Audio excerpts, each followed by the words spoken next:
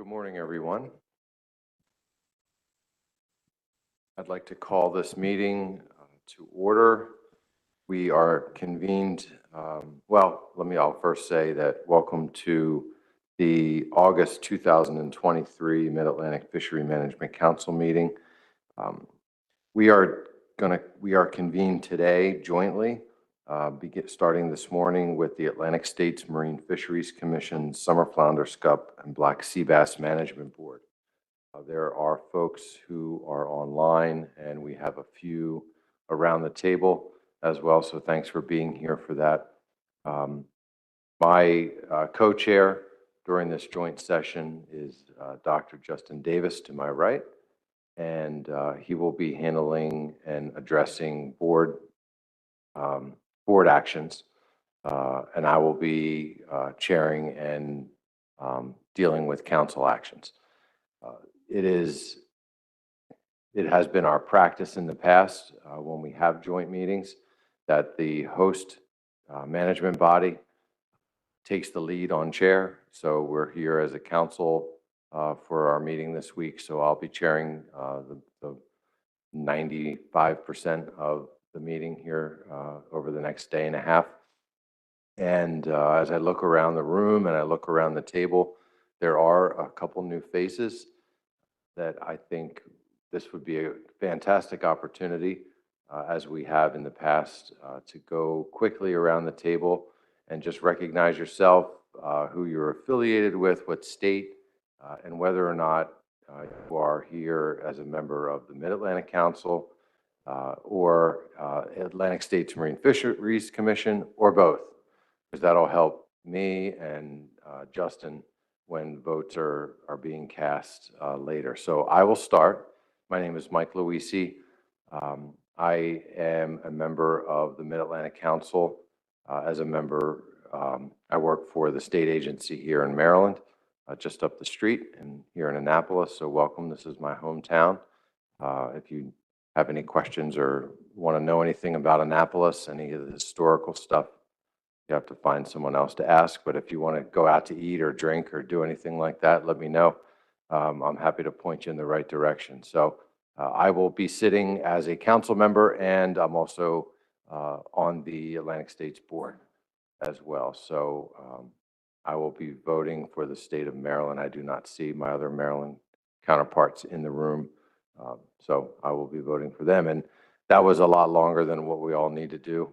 We don't need, why don't I'll start with Justin and he can set the tone going around the table, and then we'll get things kicked off. Thank you. Good morning, everybody. Justin Davis. I'm the head of Marine Fisheries for Connecticut and Connecticut's Administrative Commissioner on Atlantic States Commission.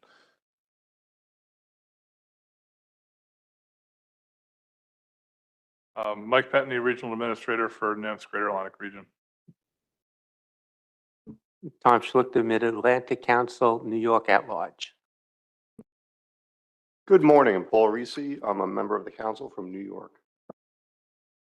Yep, good morning, Dan Farnham, New York Rep, Mid-Atlantic Council at large.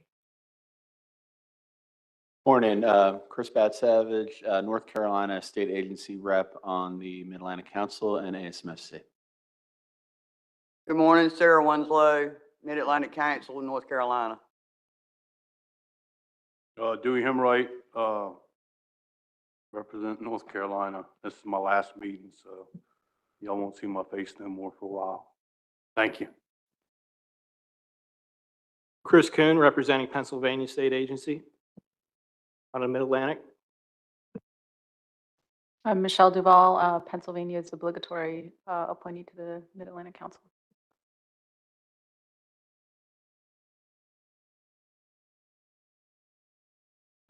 Hello, new old face for the council, John Clark, the fabulous first state of Delaware, both commission and council for this meeting. Matthew Cayley, U.S. Coast Guard 5th District. Hi, I'm Heather Sagar. I am here representing the Northeast Fisheries Science Center in John Hare's absence. Thank you.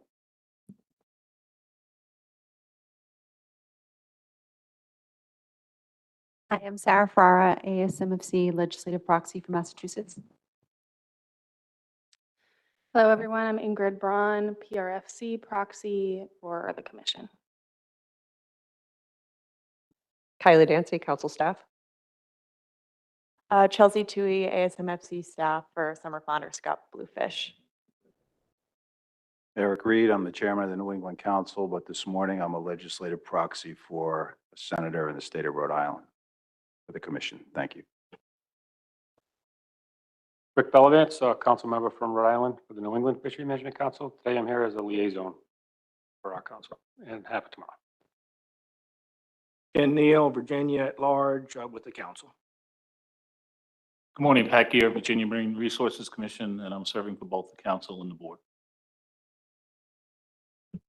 Morning, Jeff Kalin, New Jersey Governor's appointee to the commission.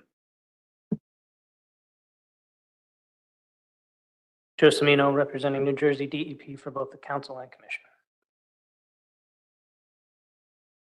Adam Nowalski, Mid-Atlantic Council member, as well as ASMFC legislative proxy for New Jersey. Sonny Gwen, representing Maryland from the Mid-Atlantic Fisheries Council. Skip Feller from Virginia for the Mid-Atlantic Council. John Almeida, NOAA GC for the Northeast region. Wes Townsend, Vice Chair of Mid-Atlantic Council from the state of Delaware. Chris Moore, Executive Director of Mid-Atlantic Council. Okay, thanks, everyone. Just to help me out, I'm just going to do a quick back of the room. Maybe Katie, you can start things off. You want to just stand up and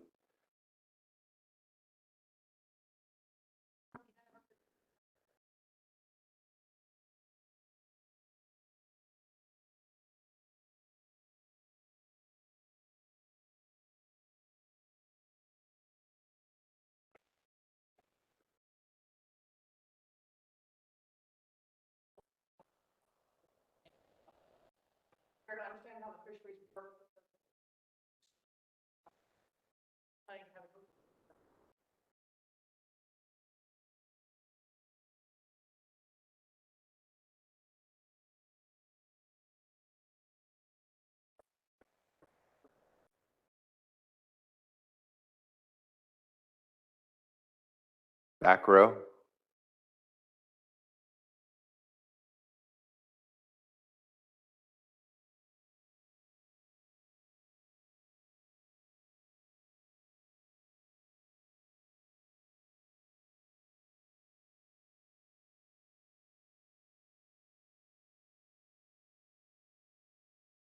Okay. Yeah.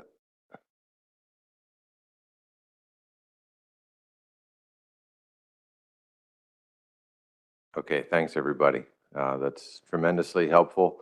Oh, Dewey, I couldn't see through you there. I'm sorry. Go ahead, Tracy.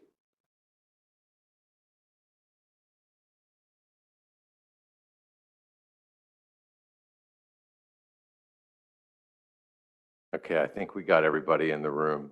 I was just talking with Justin. I don't think I'm going to go through everyone online. This was more to the benefit of the folks in the room, so we kind of know who each other are. It's been a while since we've seen each other. Okay, with all of that said, we are just about ready to kick off our first action on today's agenda. However, before we do, I had a few comments based on a discussion that was had throughout the East Coast, I guess more so nationally yesterday, from NOAA Fisheries and the director of the Office of Science and Technology, Evan Howell, presented some information to a number of us around the table regarding key findings related to the MRIT program. And so given that we are here and we are planning to set specifications for a number of species over the next day and a half, I wanted to get us all on the same page. I have an email here from Evan that I'm going to paraphrase, and just to bring everybody up to speed on where we are with this announcement and some of the key findings and the path forward. So, as I mentioned, there were a number of calls set up yesterday to discuss a pilot program that has been ongoing through the EMIT program for the past 6 months, or it was a 6-month-long survey. I don't know exactly when it happened. And I will say, as I start to rattle things off here, there are people in this room probably that know a lot more about this than I do, since it was less than 24 hours ago I heard about it for the first time. So if you feel you want to step up to the mic and correct anything, I'm not going to take any offense to somebody correcting me. I'm just trying to bring us all up to speed and get us all on the same page. So they conducted this survey to evaluate potential sources of bias in the recreational fishing efforts survey. So the questionnaire that is sent out. And what was found, and I'm jumping through here rather quickly, was that the sequence of questions and how the questions were put together on the questionnaire made a difference in the results. And so, without getting into details about why and how that would be the case, one of the points here under the results were that switching the sequence of questions resulted in fewer reporting errors and effort estimates that were generally 30 to 40% lower for shore and private modes than estimates produced from the current design. So by manipulating the questionnaire, changing the sequence of questions, NOAA is determining, well, this pilot survey, pilot program has resulted in there being generally 30 to 40%. The estimates are lower on effort than what the current design indicates, which is a major difference when you're using those effort estimates to produce catch estimates that go into assessments and are part of the process for us establishing quotas, both recreational and commercially. So it's important that this information has become known. And so the path forward that was discussed was that a larger scale follow-up study to gain clearer understanding of the differences in effort estimates between the current design and a revised design is planned. Let's see. The follow-up study will be conducted over the course of 2024. And from what I remember from yesterday's discussion, it is thought that by 2026, the new information that comes from the study, if there is new information, will be factored into management by 2026. So it's not like this bias is understood and it's being corrected and it's being factored into the data that we're collecting now. This is going to be a longer term process to getting us forward in working with our partners to better the survey to make it more accurate for management.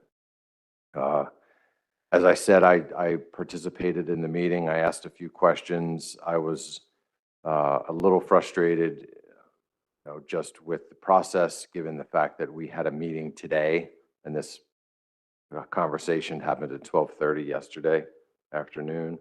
And I knew that there would be people around the table, members of the public, and others who would be expressing their concerns regarding how we take the next steps based on our agenda for establishing specifications for species when we're being told that there's some error and some bias in the information that we are using for those purposes. So I'm here today to say that I have no intention, and I haven't confirmed with Justin since I just saw him this morning, but I have no intention from deviating from our agenda in any way. I don't know that now is the time to get into the details about this.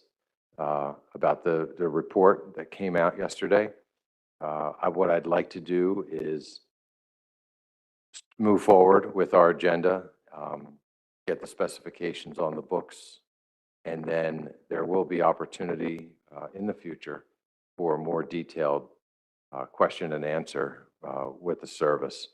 I think that's going to be warranted in the future, but I only know what I read last night at 2 a.m. So I think we have a lot of learning to do here, and I appreciate the folks from Silver Spring that came down. If I misspoke in any way, please correct me, but I've been watching your heads and I see the nodding happening, so that's a good thing.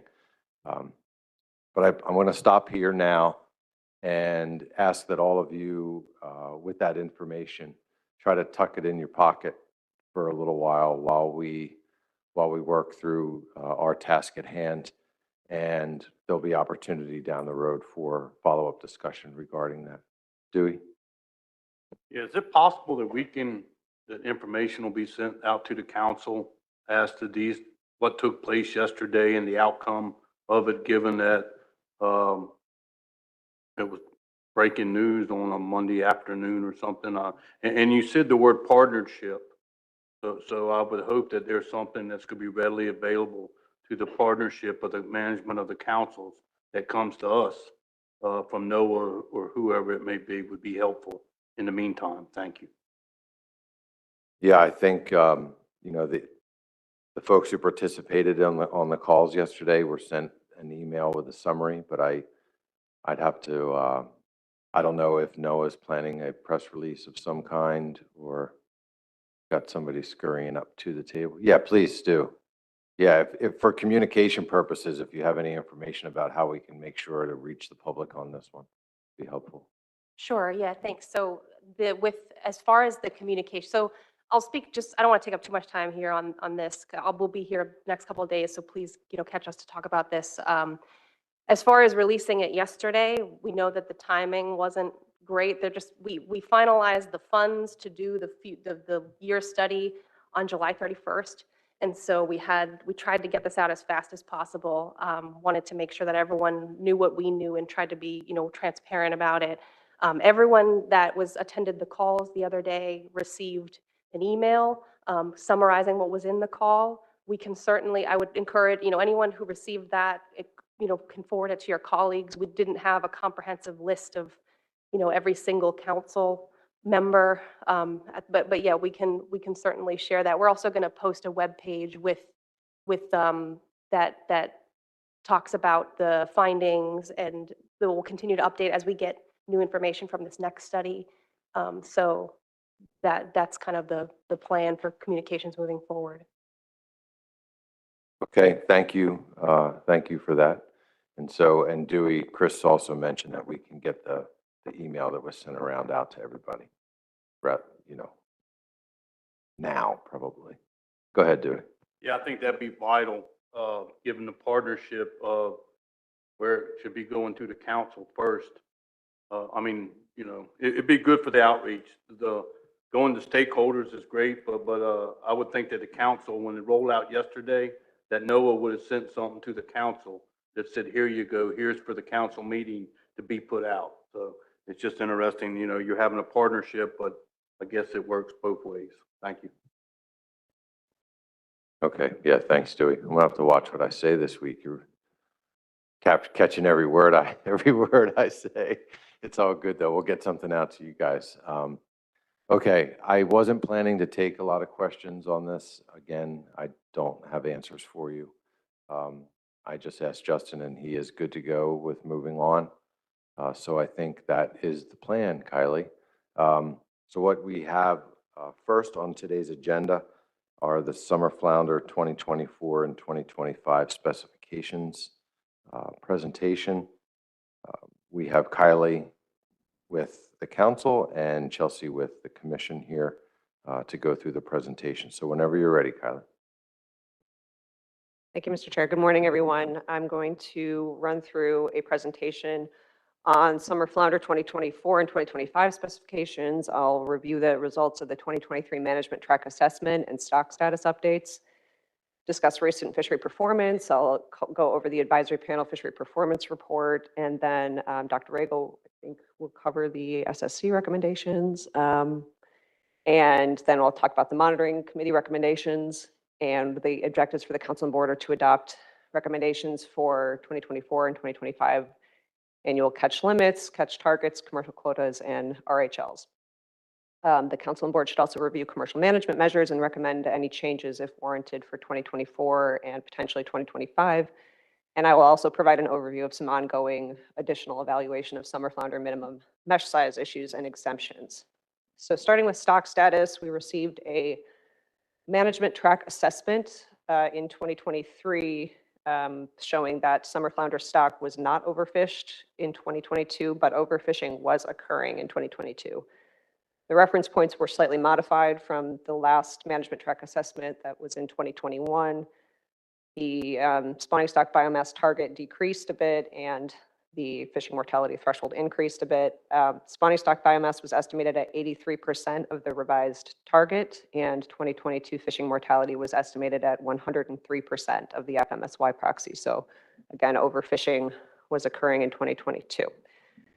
So this figure shows the spawning stock biomass and recruitment from that assessment. And the spawning stock biomass target is shown in that top dashed horizontal line, and the overfished threshold is in the solid horizontal line. So spawning stock biomass peaked in 2003 and has generally been declining since then. Recruitment is shown in the bars in this figure and has averaged 51 million fish at age 0 over the full time series, but recruitment has been below average since 2011. So from 2011 to 2022 has averaged only 36 million fish during that time period. And the driving factors behind that time period of low recruitment have not been identified. So we did have, if you'll recall, in the 2021 management track, the 2018 year class was originally estimated to be above average, and that was estimated previously at 61 million fish. However, in the 2023 management track, that estimate was revised down to 43 million fish. So definitely at that sort of recent below average level. And then post 2018, recruitment estimates are also at that sort of recent average. So this figure shows the total catch and fishing mortality from the assessment, and the total catch in the green line has been generally declining since about 2011, has shown a little bit of an upward trend in the last couple of years since catch limits were revised upward in 2019. So with the revised time series of fishing mortality shown in this figure and the threshold in that line, it does appear that F has been around or slightly below that F threshold in recent years, but again, in 2022 was estimated to be slightly above that FMSY proxy, so overfishing was occurring.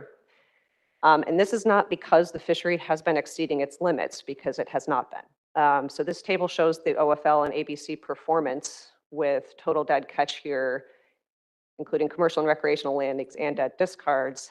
And just a quick note on this table, for years prior to 2019, in this comparison of performance, we do use the old MRIP information for recreational catch, just given that the limits were set using older assessments that did not incorporate revised MRIP. So post 2019, these numbers include new MRIP. So you'll note in mid 2019, we did have a substantial increase in the catch limits resulting from that 2018 assessment that incorporated the new MRIP and made some other changes. So biomass and catch limits went up with that assessment. And so the ABCs went from about 13 million pounds to about 25 million pounds. Summer flounder has not exceeded the OFL or the ABC in recent years. So the OFL underages you can see here range from about 5% to 33%. And the ABC has had some minor overages in the earlier years here, but since 2018 has been catch has been under the ABC by 2 to 23%, including 23% last year. So I'm going to skip ahead just slightly just to insert some monitoring committee comments here on stock status. I know this is kind of has been a confusing issue and is of concern to a lot of folks. The monitoring committee at their July 27th meeting talked about why overfishing was occurring in 2022 and why biomass in the OFL are declining substantially despite not exceeding the OFL in recent years. Essentially, the monitoring committee concluded that the projections from the previous management track assessment appear to have been over-optimistic. What that essentially means is based on the information we have now from the current assessment, we can conclude that the catch limits were, using those projections, were set too high if you were looking at the information we have now from the current assessment. So there is a retrospective pattern in the assessment, but it's pretty minor. So it does have a pattern of overestimating spawning stock biomass and underestimating F. But even with that minor retrospective pattern, if you recall, the last assessment, the terminal year was 2019. So with this assessment, you're adding 3 years of data, 2020 through 2022. And when you add 3 years of catch and survey and biological data, it sort of compounds that retrospective pattern. We also have seen that over-optimistic estimation of the 2018 year class, which likely contributed to the over-optimistic projections. And the monitoring committee also discussed changes in productivity over the last approximately decade, including continued declining mean length and weight at age for both sexes, as well as declining maturity at age. And we've also seen this recent period of low but stable recruitment. So all of this kind of had some of the monitoring committee members questioning whether we're experiencing some sort of regime shift with summer flounder.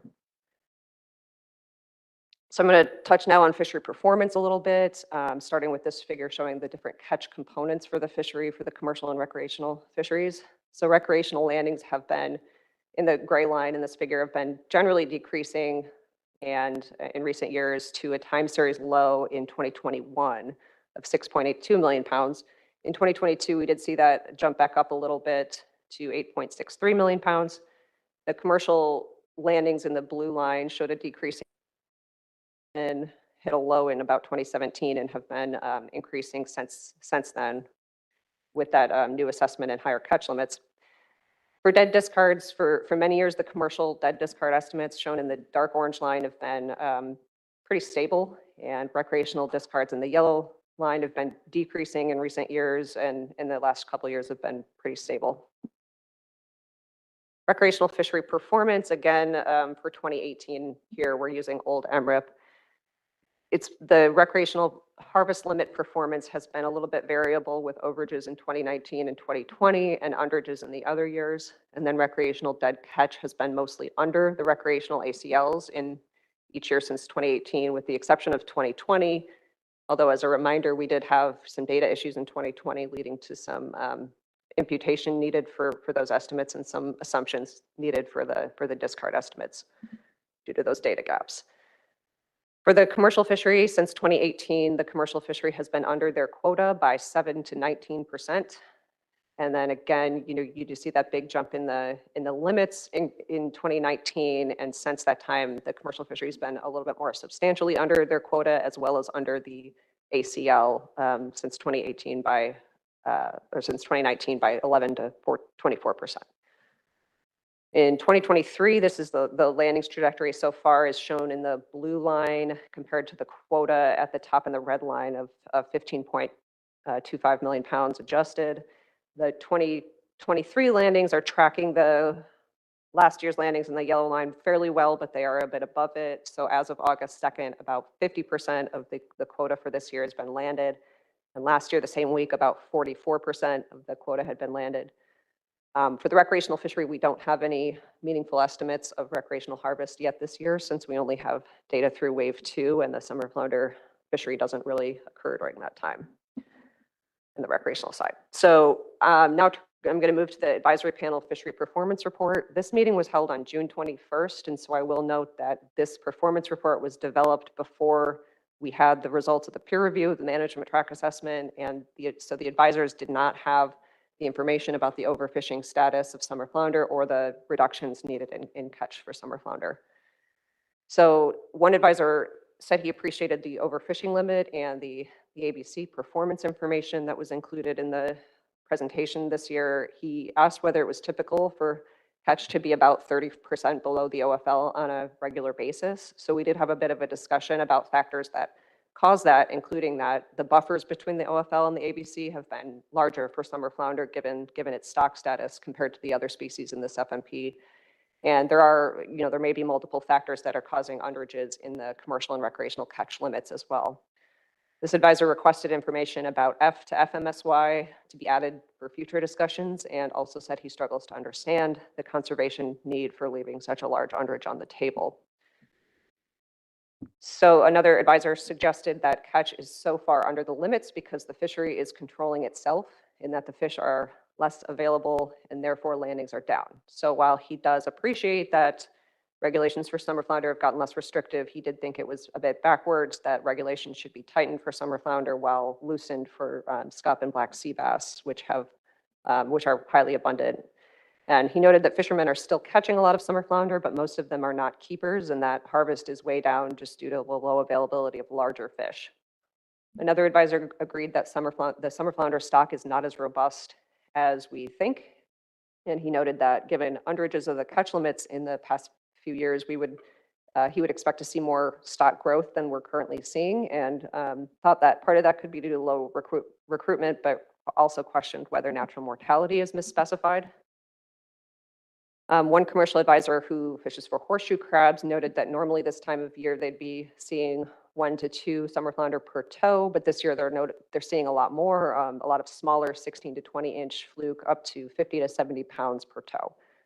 Another advisor said he had heard that the NEMAP survey bottom temperature observations are 6 to 10 degrees colder than they've been in the last 20 years, and that's impacting the seasonal availability of target species.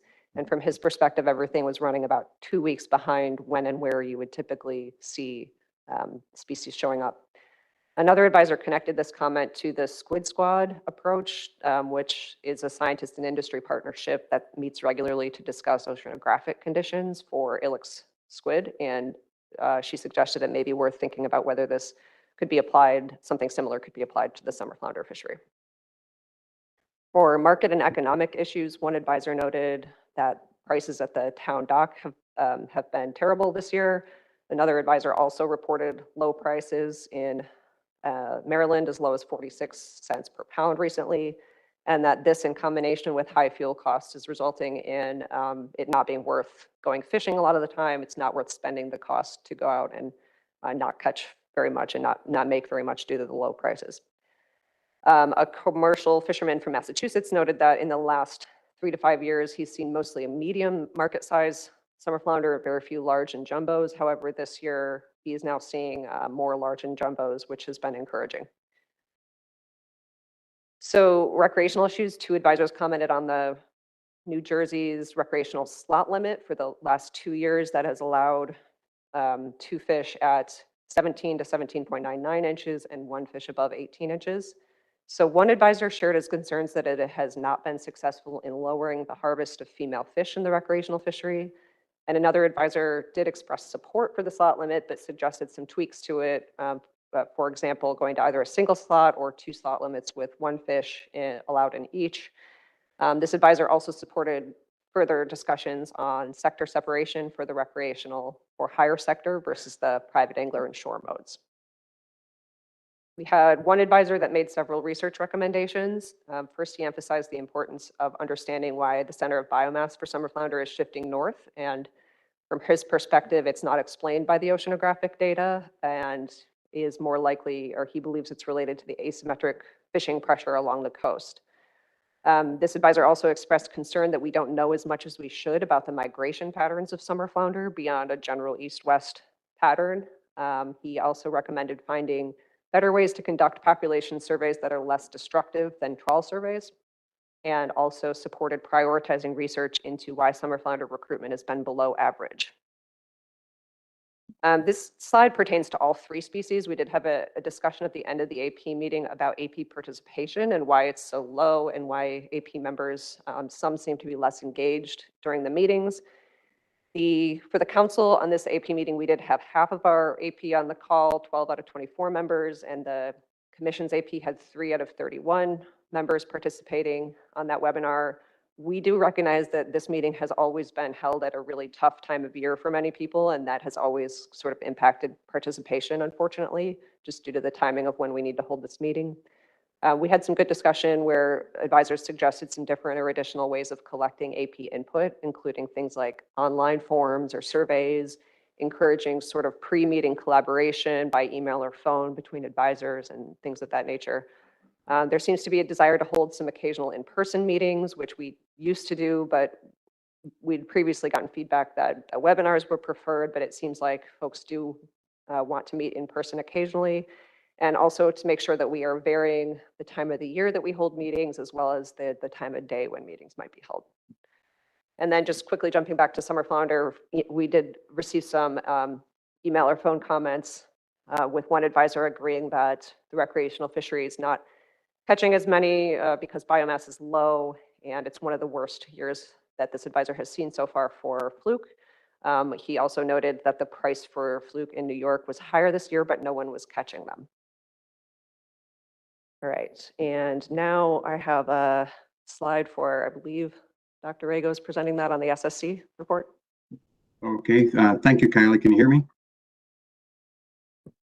Yeah, we can't hear you too well, Dr. Rago. Let us work on that for a second. Okay. That's better. Okay, thank you. Yeah, thank you, Kylie. Thank you, Mr. Chair. Appreciate the opportunity to speak on behalf of the SSC. Can you hear me okay? We can. Okay, great. Thanks. Yeah, I'll keep this brief. Just one slide. As Kylie mentioned, the stock is currently at 83% of the BMSY proxy and slightly over the FMSY proxy. That constitutes the designation as overfishing is occurring.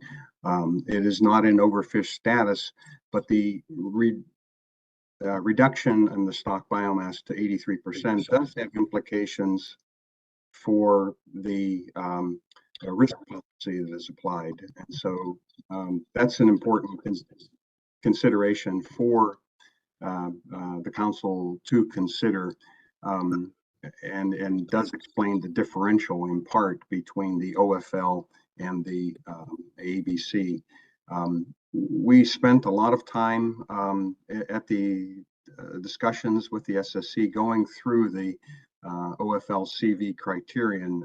That is the magnitude of uncertainty that's appropriate to apply to a given stock assessment.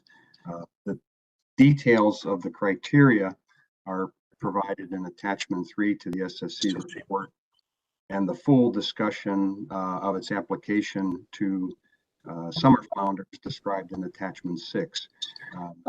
Going through that process, we came up with a 60% OFL CV is appropriate. That's important because that's basically the best that is appropriate for stock assessments. Simulation Works has confirmed this and other aspects of stock performance as well. So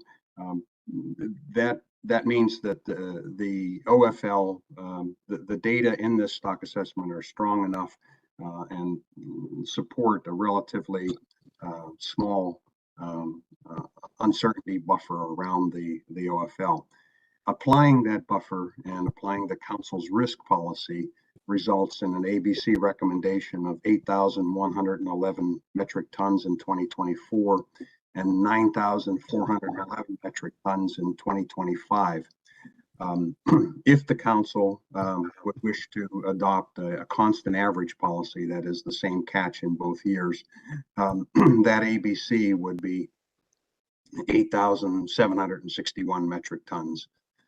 So that it satisfies the council's risk policy in both years.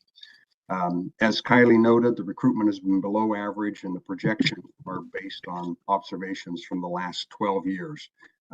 This does, in fact, take into account expectations about future conditions. So in the short term, there's no indication that a big boomer year class is likely to occur and result in a massive change and vice versa. So that does build in some consideration of recent averages. As Kylie also noted, there and the industry advisors and recreational advisors have noted, There are some changes over time in terms of growth rates and maturity and changes in ratios. The potential underlying drivers of these have not yet been quantified. But overall, this assessment is very well crafted. It performs. It has minimal retrospective pattern, and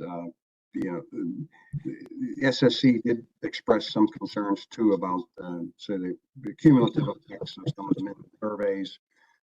Some of the trends towards lower sampling frequency at ports. Fluke is not affected as much as some of the other species, but it is a concern across the board. And then finally, I would note that this stock has had pretty much an exhaustive set of simulation studies and other ancillary work done by a wide variety of investigators, basically across the country, who have looked at it and found it to be a very solid stock assessment. So with that, I'll turn it back to you, Kylie, and appreciate the opportunity to speak. All right, thank you. So, so this slide is showing the SSC's ABC recommendations also kind of translated into millions of pounds. So under the varying approach, that would result in a 2024 ABC of 17.88 million pounds, which is a 46% decrease from the 2023 ABC. And then in 2024, that would increase to 20.75 million pounds. The constant approach would result in a 19.32 million pound ABC in both years, which is a 42% decrease over the 2023 ABC. So again, the council and board can select either of these approaches in adopting ABCs. Staff and the monitoring committee did recommend the constant ABC approach and the associated catch and landings limits with that to provide additional stability in the fishery over the 2 years, and also because there's a less of a disruptive reduction in the first year between 2023 and 2024. So from the ABCs, we can calculate the sector specific annual catch limits, which is now that we have switched as of effective this year, we have switched to a catch-based allocation. So this is now formulaic, where you apply the FMP allocation directly to the ABCs to derive the commercial ACL, which is 55% of the ABC, and the recreational ACL, which is 45% of the ABC. So you can see the resulting numbers for both the varying and constant approaches in this table. The monitoring committee considered whether to apply a reduction in the ACLs in either sector to account for management uncertainty, but ultimately recommended no reduction in either sector, such that the ACTs would be set equal to the ACLs for both fisheries. For the commercial fishery, this is because the monitoring committee has, as they've previously discussed, the commercial landings are well monitored and well controlled, and there's in-season closure authority for the commercial fishery. We've also seen commercial landings underages since 2018 and also some larger ACL underages since 2019. And with the proposed quota reductions, we did consider, the monitoring committee discussed dead discards and considered how those might be affected by reduced limits, but looking at the data and some of the past work we've done and sort of trying to correlate discards and the lack of strong correlation between summer flounder commercial discards and the limits, the monitoring committee did not expect there to be overages of projected dead discards that would impact ACL overages, despite those catch limit reductions. In the recreational fishery, the past 2 years have been pretty well under the rec harvest limit and the ACL. The use of the percent change approach and the recreational demand model are both new for 2023. So this is something that we discussed, but since this is sort of being used for the first time in 2023, we don't have any indication of performance of that yet. The percent change that would be needed in harvest for 2024 and 2025 under the percent change approach is not yet known. That would be determined based on the final RHL adopted today, but also we would need to wait for the projected harvest under the current measures, as would be demonstrated by the recreational demand model. Similar to the commercial fishery, after reviewing the discard data and trends compared to projections and this taking into account sort of the percent change approach, the monitoring committee did not expect major issues with projected recreational dead discards compared to what's projected. The monitoring committee, however, did raise some issues just generally regarding the relationship between recreational management uncertainty and the percent change approach and its future replacement. So some monitoring committee members noted that there appears to be somewhat of a disconnect between the consideration of management uncertainty buffers and the percent change approach, because management uncertainty buffers are intended to prevent overages of the ACL, and the percent change approach by design partially decouples the process of setting recreational bag size and season limits from the RHL and the ACL. A reduction from the ACL to the ACT ultimately decreases the harvest limit. That then feeds into the percent change approach, but it really only impacts the outcome if it changes which of the three categories it is used for sort of the upcoming cycle. So those categories being, is the RHL within, above, or below the confidence interval around the expected recreational harvest estimate? So in some cases, you would end up modifying the resulting percent change needed under the percent change approach if you implemented a buffer, and in some cases, it would not have an impact. So there's a little bit of a disconnect, according to some of the monitoring committee members, and they also expressed concern that in general, depending on what is done with measures and what recent trends in the fishery are, buffers can, that lower targets can lead to increased discards in some cases in the recreational fishery. So there is sort of a need to discuss that further through the development of the next percent change approach replacement action. So the monitoring committee, in consideration of recreational and commercial dead discard projections, recommended continuing to use the typical approach that we have used, in which we take total, so for summer flounder, the ABC projections are provided with the Science Center projections.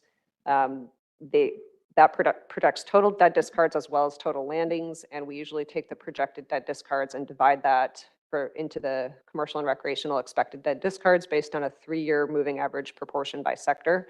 So using 2020 to 2022 data, discards came from the recreational fishery, 56% from the recreational fishery and 44% from the commercial fishery. Those proportions were used to split the total projected dead discards for 2024 and 2025, and they are shown in this table here for both the annual and the averaged approach. So when you deduct those expected dead discards from the recreational commercial ACTs, you get the resulting commercial quotas and recreational harvest limits shown in this table for the constant approach. So that keeping the limits the same over the 2 years, you would have a commercial quota that would be 8.79 million pounds, which represents a 42% reduction in the commercial quota from 2023. And the recreational harvest limit would be 6.35 million pounds, which is a 40% reduction. Under the varying limits, the commercial quota would start at 8.13 million pounds, a 47% reduction, and then increase to 9.47 in the following year. And the RHL would decrease from 2023 by 45% to 5.86 million pounds, and then increase back to 6.85 in 2025. Just wanted to quickly note that those commercial quotas are all below the 9.55 million pound threshold that is included in the revised commercial state allocation formula that became effective in 2021. So when below the 9.55 million pound coastwide quota, the allocations are the same as they were prior to this amendment, so the same as sort of the baseline allocation from prior years. So the percent change that each state experiences in their commercial quota will differ a little bit. Okay, so that sort of covers the catch limit conversation, and now I have a couple slides on commercial measures and an update on the ongoing evaluation of summer flounder mesh regulations. So the monitoring committee recommended no changes in the near term to any of the commercial measures, including the minimum fish size of 14 inches in the commercial fishery, the seasonal mesh size possession limit thresholds that trigger the minimum mesh size of 200 pounds November to April and 100 pounds May to October. As I'll kind of talk about over the next couple slides, there are some minimum mesh size regulation and exemption issues that are pending further discussion after some staff evaluation. And we've also contracted Andy Loftus to do an evaluation for us of the minimum mesh size exemptions, including the small mesh exemption program and the fly net exemption. So we do have planned to have the monitoring committee have another meeting later in this fall to consider these evaluations in more depth. And then we do plan to have the council and board talk about this in December to consider if any changes are needed to those regulations. And if any modifications are made as the result of those discussions, they would likely be effective 2025 or later, depending on the change that's potentially made. So specific to summer flounder, the current mesh size requirement is 5.5-inch diamond or 6-inch square. And as this group has discussed previously, a 2018 mesh size study indicated that those two mesh sizes may not be equivalent in terms of their selectivity, and that the 6-inch square appears to be closer to a 5-inch diamond and may be retaining too many undersized fish. So in the past, the monitoring committee has expressed some concern about this and recommended some further evaluation to possibly phase out the use of that 6-inch square option.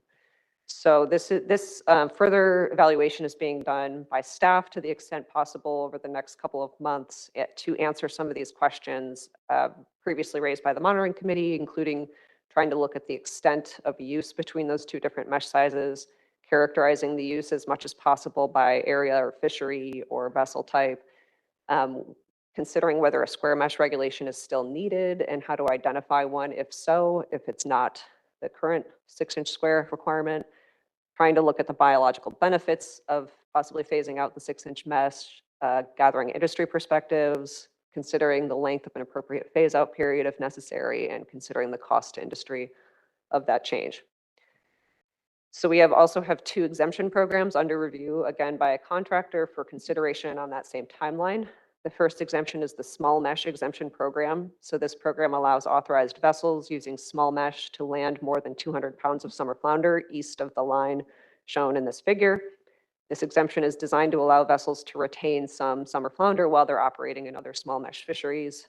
The FMP requires that we look at observer data annually to determine whether these vessels are discarding more than 10% of their summer flounder catch. You could see an update to that analysis in the mesh issues briefing memo that's in the briefing book. The contractor is looking at questions previously raised by the monitoring committee, including what was the original intent of this regulation? How is it being served today? Are there changes needed relative to the area, the possession limit, or the timing, or other changes? How are vessels using this and in which fisheries? And has the use changed over time? What are industry perspectives and recommendations? And is the extent of summer flounder discards under this exemption a problem? And is the exemption program still needed? The second exemption, mesh size exemption that we have in summer flounder fisheries, the fly net exemption, and that is vessels fishing with 2-seam otter trawl nets are exempt from the minimum mesh requirements if they're fishing with fly nets that have this mesh in the wings that essentially is larger, and then you could see that the text here that's in the regs that describes sort of the ways that the mesh changes throughout the body of the fly net to 2 inches or smaller. And then we typically look at North Carolina data for this because we understand that there's been a fly net fishery operating in North Carolina. That was sort of the previous understanding that this was the only state that at present has a fly net fishery, but summer flounder have not been landed in this North Carolina fishery for several years, and there's been a general decrease in overall effort in that North Carolina fly net fishery. So the monitoring committee does not have any concerns with that aspect of the fly net exemption.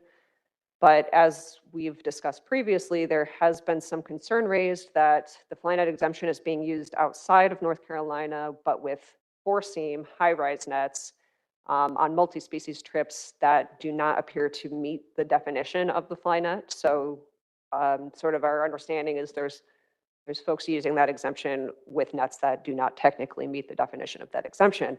There's also been an advisor request for a change in the definition to include those 4-seam nets in addition to 2-seam nets. And the monitoring committee previously recommended further exploring this as a potential compliance and enforcement issue and whether a change in the regulatory definition is needed. So there are a couple questions being looked at, such as what was the original intent and how is that being served today? We want to better understand the use and configuration of those 2-seam versus 4-seam prawn nets as they relate to this exemption, and get some industry perspectives and recommendations on this exemption.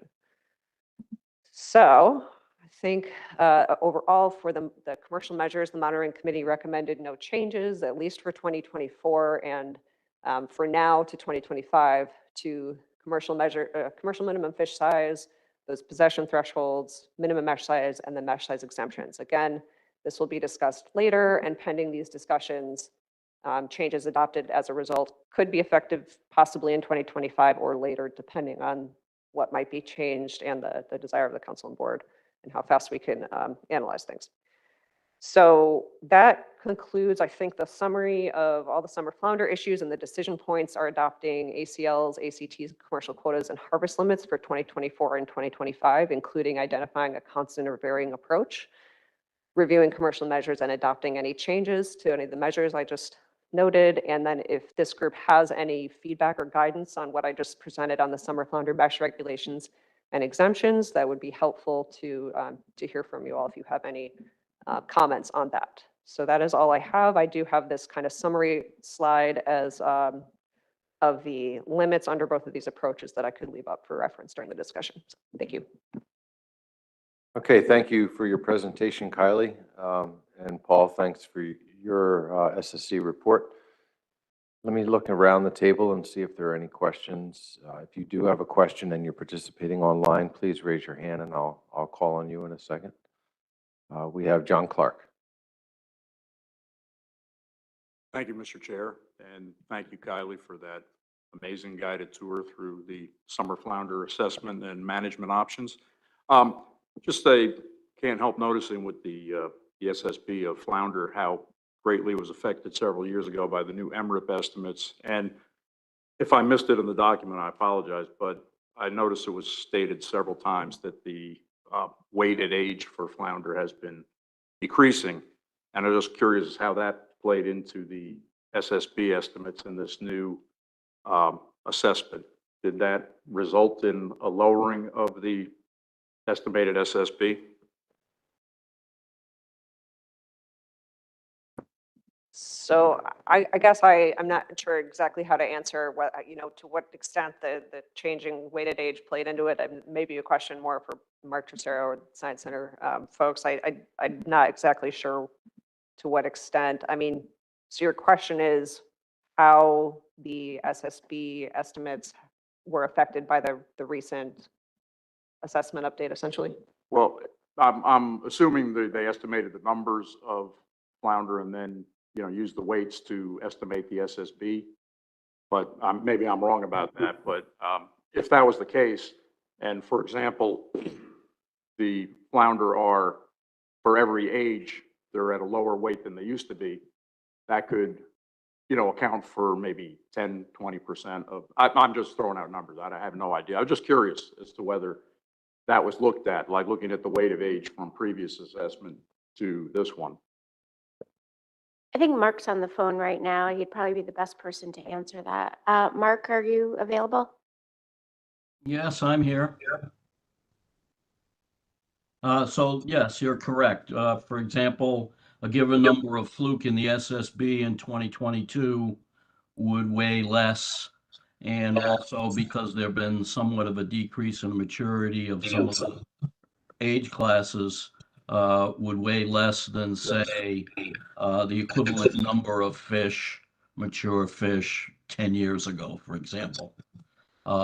Some of this is due to growth, different growth changes. Some of it is due to increasing numbers of male fish surviving to larger sizes and older ages, and because of the sexually dimorphic growth, for a given age of male fluke is smaller and weighs less than a female fluke, and we're seeing more males mixing into the SSB, and in particular the age 7+ group as we continue to have F that generally has been below FMSY. Thank you. And Mark, is there any way to, I mean, would you be able to estimate whether that had much of an impact on the current SSB? Just, I'm just curious as to whether that was like. Yeah, I haven't quantified that. I mean, part of this is, the whole point of updating things is that you get the latest available trend in growth, mean weights, and maturity. So, if somebody wanted to go ahead and do that, it's easy enough to do, but, basically the changes in the assessment are data driven. The model configuration has been the same. So, it's what we see in the fishery and the surveys that drives this result. Thank you. That was, like I said, it was just interesting. It seems like every time this assessment comes up, there's some interesting things there. Thank you. All right, thank you. Next online, I have Jason McNamee.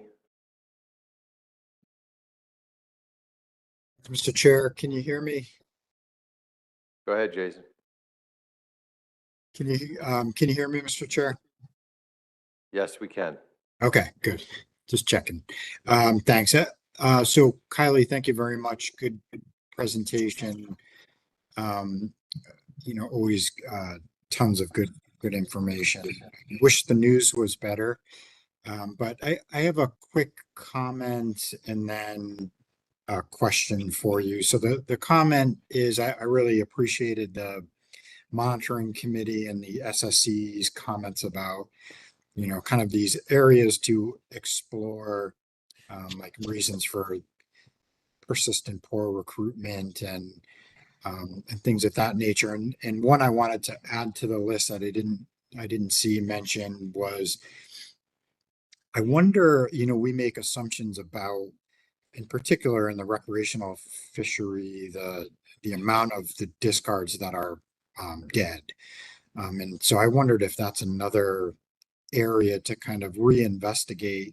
I'm not sure if that information has been updated in a while, but I just wanted to kind of add that to the list, the assumptions for the amount of discards that end up dying. And the reason for that is just trying to think through why given all of we're kind of following the guidance here given by the model and doesn't seem to be helping much. So just trying to think of areas where we may be off on some of our assumptions. The question I had also has to do with discards, and I wondered, I know you guys used the kind of that standard approach of using the proportions between commercial and recreational, and I'm probably missing something, so that's why I'm asking the question, but I wondered why you didn't directly project discards from the recreational demand model. I understand that doesn't help with the commercial side of things, but I think it does projection. So I wondered why you didn't use the model to get at discards, at least on the recreational side. Thanks. Yeah, it's something I think that came up at the monitoring committee meeting, or maybe it was an email discussion following the meeting. I can't recall exactly. I think that we might have looked at that for the other two species, and I don't remember if we had that information for summer flounder. But yeah, that's certainly something we could look at comparing in the future. I don't think it came up as a method that was suggested for this discussion with the monitoring committee. Thanks, Kylie. And I did appreciate that you guys did investigate the one modeling approach at least. But yeah, I think that would be a valuable area to investigate. So thanks for that. Okay, thank you. Anyone else in the room? Adam Nowalski? Thank you very much. Is it possible that you might by chance be able to access from the management track assessment from page 5, the exploitation rates over the last 40 years? It also includes the confidence intervals around them. And if not, fine, I'll just talk to it briefly here.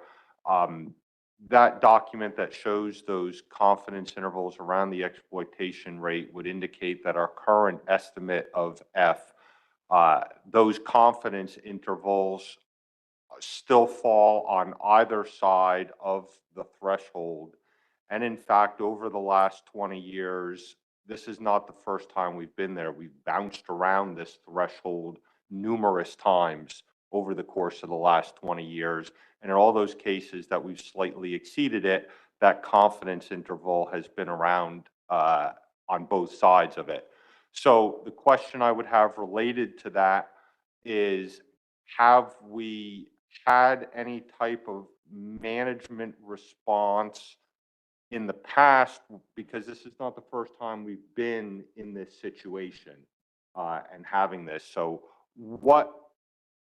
how have we responded in the past would be my question. So I was trying to pull up what you were referring to, and I think I may be or not quite understanding your question, because I was looking for that information. So you're asking the management response to what exactly?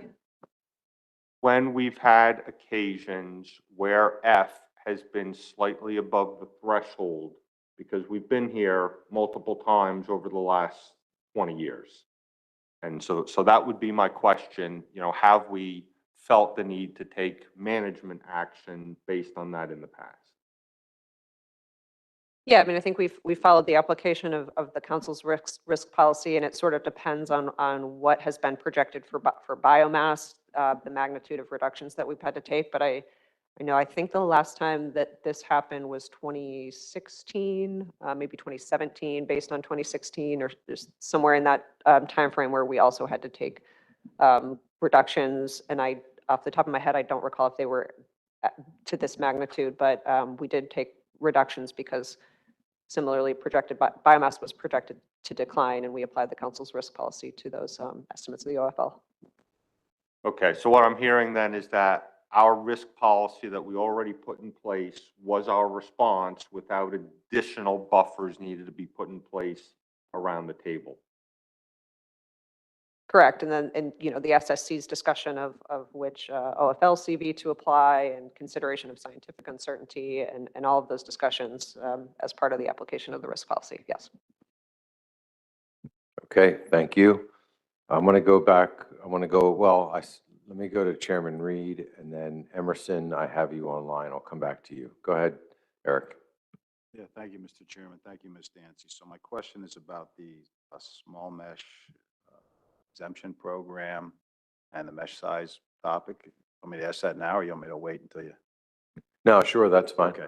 So, in your presentation, you mentioned getting industry perspective, industry input.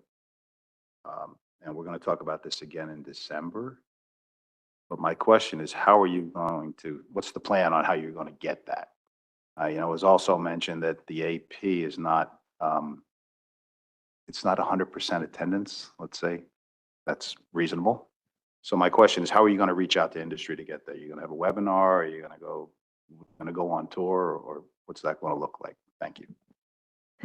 Yeah, so that part of it, again, is being done by a contractor, Andy Loftus, and I think the plan was to take multiple approaches to getting industry input, including, I think, starting with him sort of reaching out to some individuals to sort of gather some information to figure out who would be appropriate to target in those discussions, and then also holding an advisory panel meeting of one or more APs, depending on, which fisheries are most directly affected by this, to have at least an AP meeting, potentially some kind of online form or survey for comments, and then direct conversations with industry members to get input on that. So a couple different methods. Yeah, thank you, man. I don't mean to state the obvious, but certainly the geographic range of people's input is going to be a little bit different the further north or south you go from Annapolis. So just, you got to be mindful of that. Thank you. Okay, thanks for that, Eric. Emerson Hasbrook. Thank you, Mr. Chairman. Can you hear me? We can. Go ahead, Emerson. Yes, thank you. Thank you, Kylie, for your presentation. So I did have a question that was similar to Eric's, but that's already been addressed, so we can skip over that. But I do have a comment and then another question. So my comment follows along some of the issue that Jason McNamee just raised about discard mortality. So I conducted actually 2 RSA-funded discard mortality studies in the trawl fluke fishery. One was inshore, one was offshore. And then we also looked at discard mortality based on tow time. And there's a significant difference between what the discard mortality is in the trawl fishery, not only between inshore and offshore, but also between tow time. So one way to perhaps refine what the discard mortality is in the stock assessment would be to look at perhaps VTRs or study fleet data or observer data and apply the discard mortality that we calculated to the fishery, to the trawl fishery, based on those parameters, inshore or offshore, and tow time. So that's my comment. In terms of question, Kylie, did I hear you say in your discussion that there's a decreasing size at maturity? And if the answer was yes, is that for both males and females, or is it for females? Thank you. I think I mentioned decreasing age at maturity, with the largest impact of that being for age 1. And Mark, you can maybe jump in if I'm misspeaking there. Yeah, sure. It's for both sexes, but mainly for the females. And what we've seen, there are very few young of the year fish that are mature, and for the most part, most of the age 2s are 90% or more. So most of the action really happens at age 1, but of course there are a lot of age 1 fish out there relative to the rest of the population in terms of numbers, but they are relatively small fish. But what we saw for maybe a decade, beginning around 2000, maybe 15 years, was a decline in the proportion mature at age 1. In the recent 5 years or so, that seems to have reversed and it's bounced up a little bit. So it may just be a cyclical thing going on. It may just be noise. But what we do is look at it every time we do a management track and go ahead and update it, given what our survey maturity data are indicating to us is going on. So that's the way we keep track of it.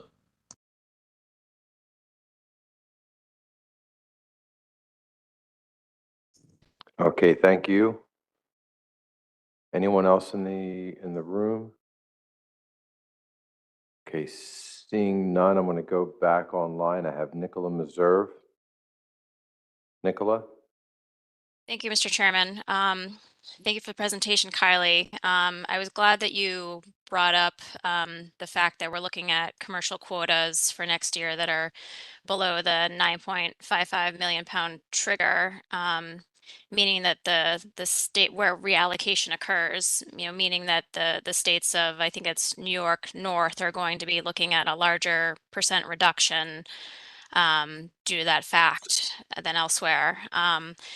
And it just had me thinking about how, this new information that we don't know the implications of it yet about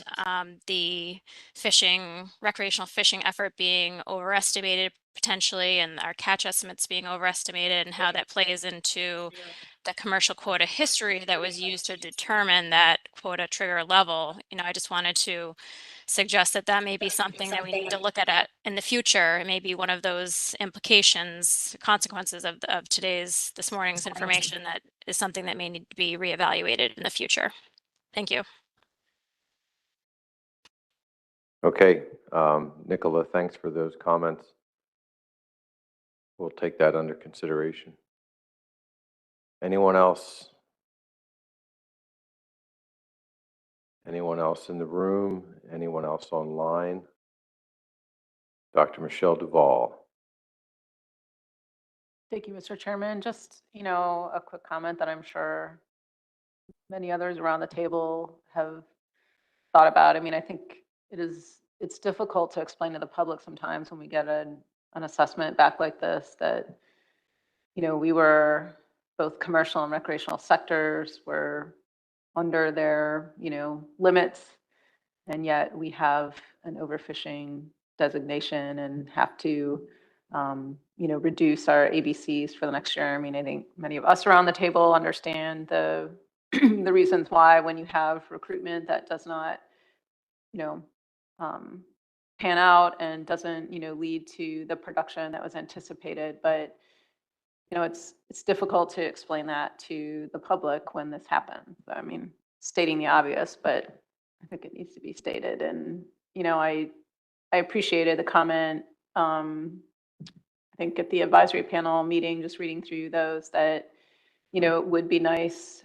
I realize we get the with each assessment update, we see the charts of the previous assessments estimate of fishing mortality and SSB that Adam referred to, but it would be nice if we could consider trying to provide that information. I think in some of our fishery information documents about, or in these documents when we're considering specs, what was the realized F versus the projected F for a given given level of catch. Thank you. Okay, thanks, Michelle. Okay, I don't see. And Kylie, would you mind maybe scrolling back a slide?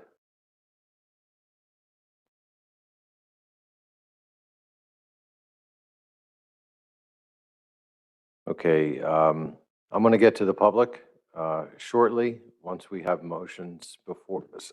Excuse me. But now I'm going to call on John Maniscalco. Thank you, Mr. Chair. I just thought this would be an opportunity to discuss a little further some of the issues that Nicola Reserve brought up. NOAA Fisheries first implemented the new allocation in 2021 specs. And at the time, coastwide quotas were 12.49 million pounds. And prior to this, allocations were last modified in 1993. 2.5 years later, the stock is not at a high level. Quotas for both 24 and 25 are going to be below 9.55 million pounds. And while this is a reduction of 42% for the coast, which sounds terrible enough, it's going to be a reduction of between 50 and 80% for states like New York, Massachusetts, and Connecticut. Meanwhile, states further from the resource with already large shares of the quota will face reductions of 30% or less. So I ask this joint body, why is it equitable or adaptive to place an increased share of the burden of managing a depressed stock on only some fishery participants, especially those closest to the resource? Some states get stability and others get volatility and fluctuations for their fleets and their markets, most painfully when quotas are at their lowest. NOAA Fisheries spoke out against the commercial trigger point during Black Sea Bass reallocation.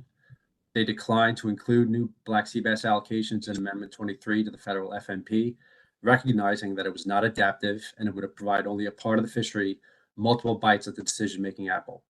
I applaud them for that, but it's a shame that they didn't exercise the same judgment when it came to summer flounder. The commercial trigger that has been adapted for commercial summer flounder is not adaptive.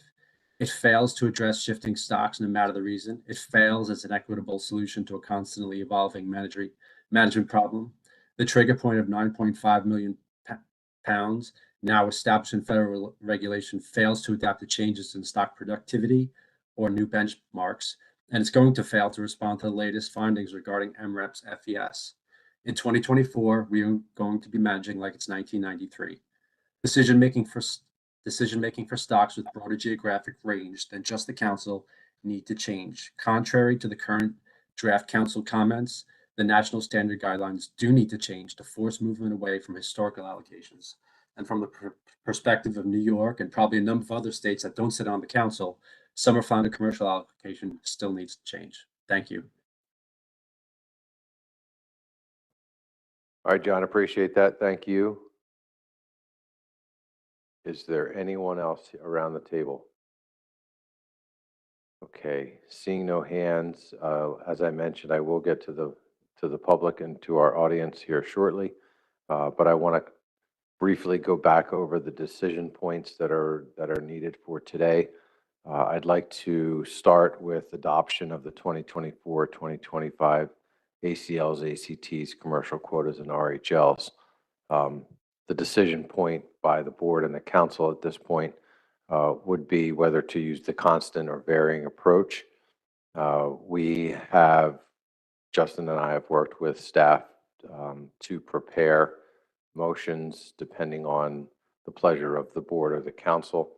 And while I'm waiting for somebody to put their hand up, I will say that we're going to follow our standard protocols as we have in the past when we meet jointly. The board and the council will need to take similar and they will need to take the same action in order for the motion to pass. If a motion were to fail, either the board or the council, that motion fails and we need to go back to the drawing board to figure out what the pleasure of the two management bodies would be in moving forward. So we have been presented with two options, both the constant and varying approach for adoption or for the 2024-2025 specs.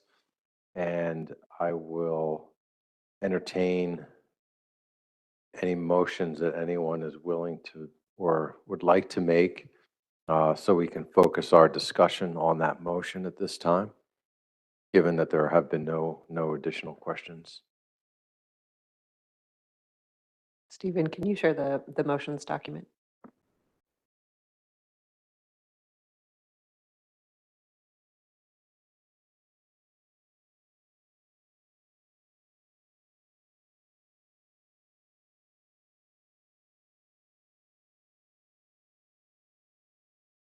So there's draft motions here for both the varying and constant approaches. Yeah, so depending on whether you would prefer the varying or the constant approach, we have two motions.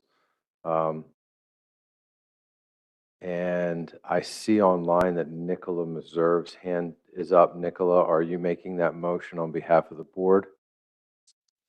Yes, Mr. Chair, I'd like to make the motion for the constant approach for the commission. Okay. And I can read it if you scroll up a little bit there. Move to adopt the following specifications for summer flounder based on the constant ABC approach for 2024 and 2025. The recreational ACL equals ACT equals 8.69 million pounds, and the RHL equals 6.35 million pounds. The commercial ACL equals ACT equals 10.62 million pounds, and the commercial quota equals 8.79 million pounds. Okay, thank you, Nicola. So we have a motion made by a member of the board. I'm going to look for a second. Eric Reed will second it on behalf of the board. And now to the council. I will need, as I mentioned, in order for a motion to pass, it needs to pass both the council and the commission. I have Chris Bat-Savage making that motion on behalf of the council. Do I have another council member who would like to second that motion? Ken Neal is going to second the motion on behalf of the council. I will ask the makers if there are any additional rationale you'd like to make. Nicola, I'll go to you first. Oh, thank you, Mr. Chair. I can be brief and just say that this is consistent with the SSC and monitoring committee recommendations, and notably the constant approach provides for some additional stability in the quota and RHL levels across the 2 years. Thank you. Okay, thank you. Chris? Thanks, Mr. Chair. I have nothing to add. Eric? Nothing to add. And Ken? Oh, she spoke well. Okay. Great job, Nicola. Okay, let's open the floor for discussion on the motion. Is there anyone from the council or the board that has anything they'd like to discuss regarding the motion? If you're online, please raise your hand.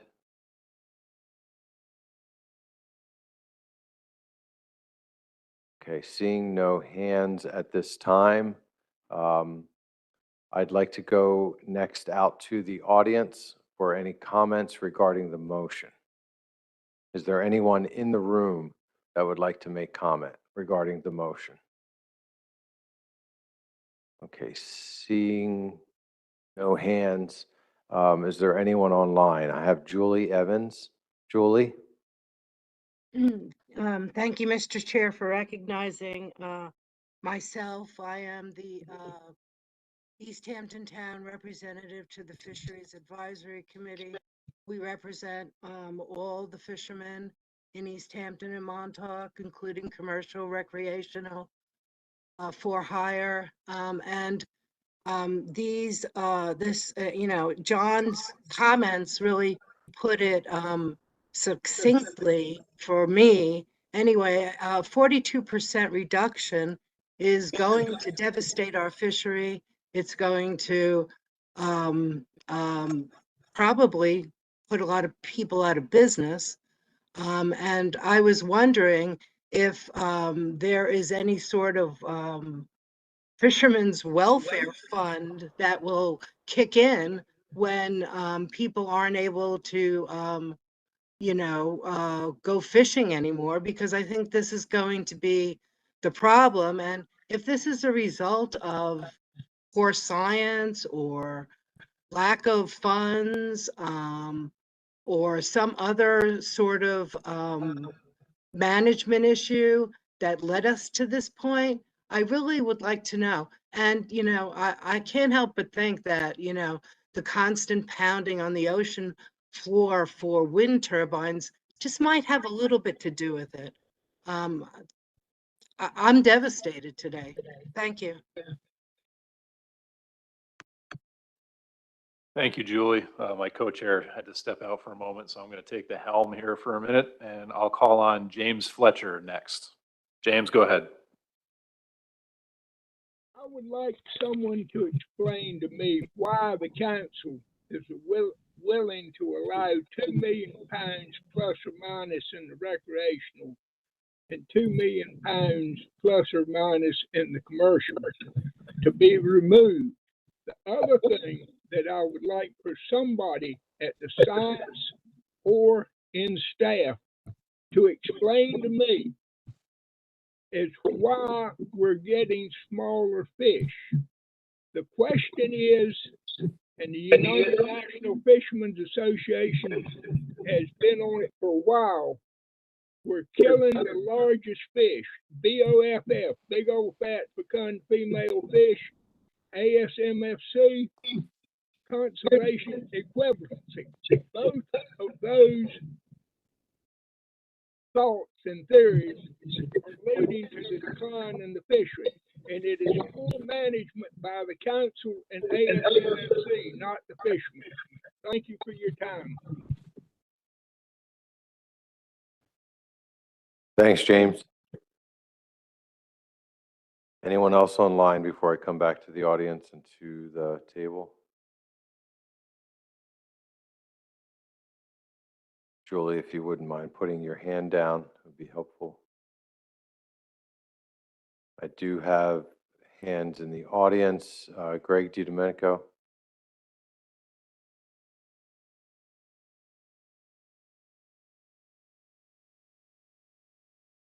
Greg DiDomenico, Lunds Fisheries. Just if I could, please, a question to staff. Kylie, could you go back to the previous two choices between the recommendations for 2024 and 2025?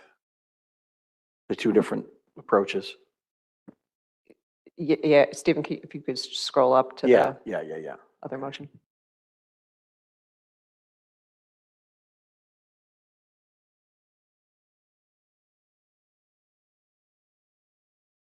Sorry to take up people's time, but I couldn't see this before. So can you explain the difference between how you get to our ACTs and RHLs? What's the difference between how we arrive at a 5.86 million pound RHL and 6.85? Yeah, so it primarily stems from the difference between the SSC's recommendations for the average and varying ABC approaches. So under one of them, you kind of apply the council's risk policy to a single year of projections in a way that varies over the 2 years. And in the other method, you project it such that they could be averaged over the 2 years. So all of this kind of stems from that. We average, the total discards projections over the 2 years under the averaged approach, and we don't do that for the varying approach. So essentially, if you were looking at the varying, if you were doing everything as a single year, you would need a bigger reduction between 2023 and 2024, and then it would go back up versus the varying, or sorry, the constant keeps things the same, the 2 years.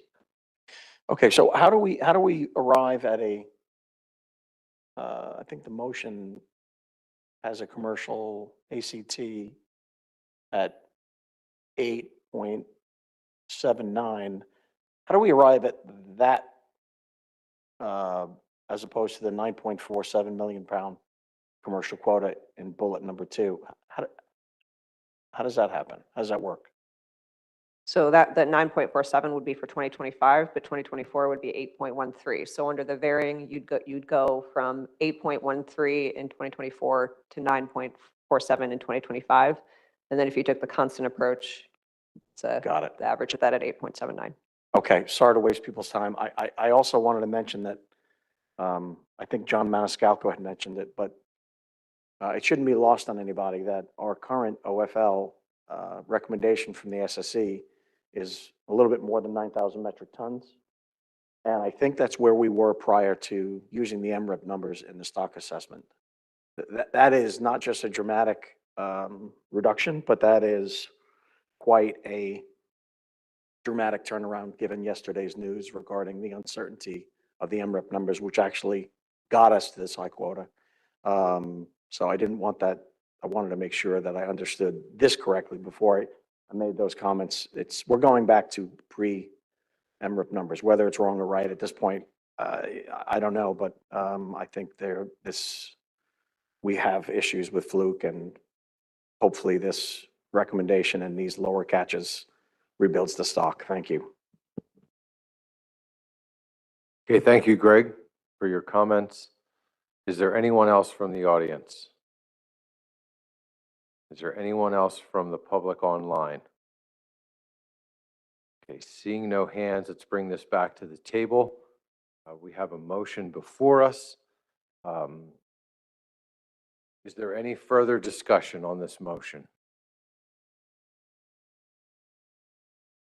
Okay, does the board need a moment to caucus?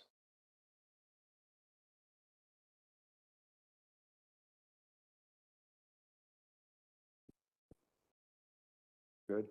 Okay, I'm sorry, Joe. Sorry, Mr. Chair. Do you want hands raised on the webinar? I missed that. Okay. Votes will be done by webinar. Is that correct?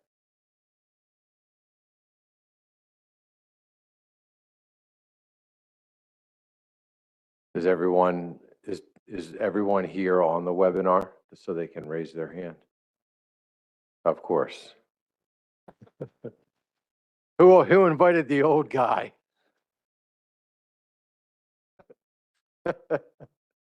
All right, John, we'll deal with it. We'll figure it out. So if you are in the room and or online, if you can raise your hand online, we'll count the votes that way. Seeing no need to caucus, I think it's time that we call the question. Since the council is hosting, I will take it upon myself to say that the council will vote first on this one, and then we'll do a flip-flop throughout the rest of the day where the board and the council will alternate who votes first. So I'm going to read the motion into the record and then call the question of the council first. Move to adopt the following specifications for summer flounder based on the constant ABC approach. For 2024 and 2025, the recreational ACL equals ACT equals 8.69 million pounds, and the RHL equals 6.35 million pounds. The commercial the commercial ACL equals ACT equals 10.62 million pounds, and the commercial quota equals 8.79 million pounds. The council ready for the question? All those in favor of the motion, please indicate by raising your hand online. And John?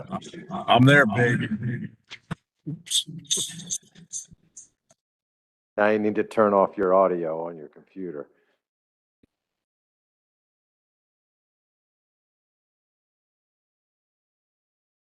Okay, so I'm going to read out the names, and if somebody could help count as we go, I'll try to do both. Those in favor are Reese, Hemmelwright, Neal, Farnham, Bat Savage, Semino, Schlichter, Towson, Feller, Duvall, Gear, Nowalski, Winslow, Lennox, Gwynn, Kuhn, Entney, and Davidson. That's 18 in favor.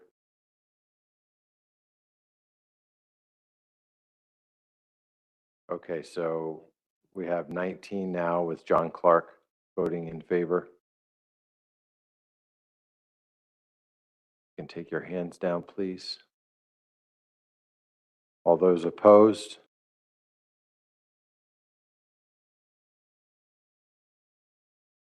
Are there any abstentions?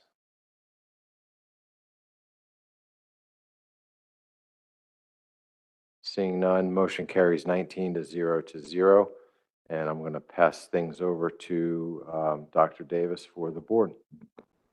Okay, thank you, Mr. Chair. So to the board, I'll ask if there are any objections to the motion. If there are, please raise your hand on the webinar.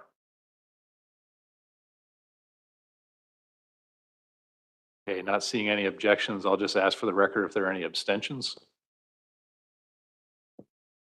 Okay, seeing none, the motion passes by consent.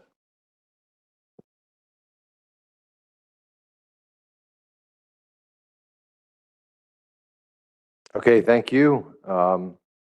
So that takes care of the first item on Kylie's list. Perhaps we could go back to see on decision points whether or not there are other points of discussion or decisions that we can make at this time. Wait for Kylie to.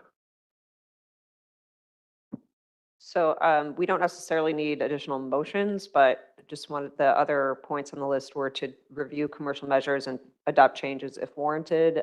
If there are no changes, we don't need a motion, but if there are any comments or feedback on any of the sort of next steps for the summer flounder mesh evaluation, that would be helpful to get as well. Okay, are there any thoughts, comments based on what Kylie presented? Okay, seeing none at the table. Seeing none, I've got James Fletcher. Go ahead, James.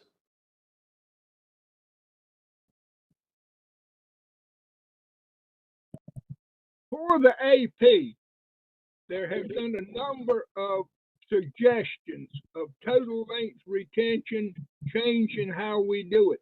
If you want participation, why won't you even discuss some of the out of normal suggestions that would help us manage all our fisheries? Thank you.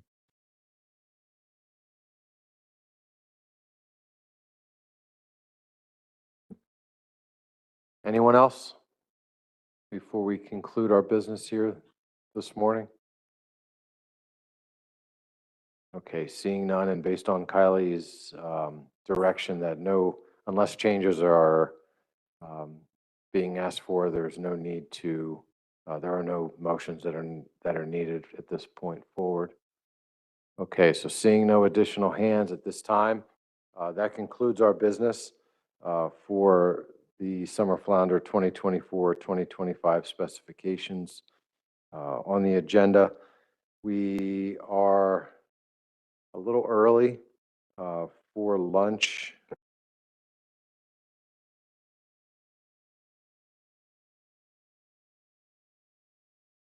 So let's go ahead and we'll just have a slightly longer lunch today. Let's return at 1 o'clock and we'll pick up with SCUP specifications. See you back here at 1. Thank you.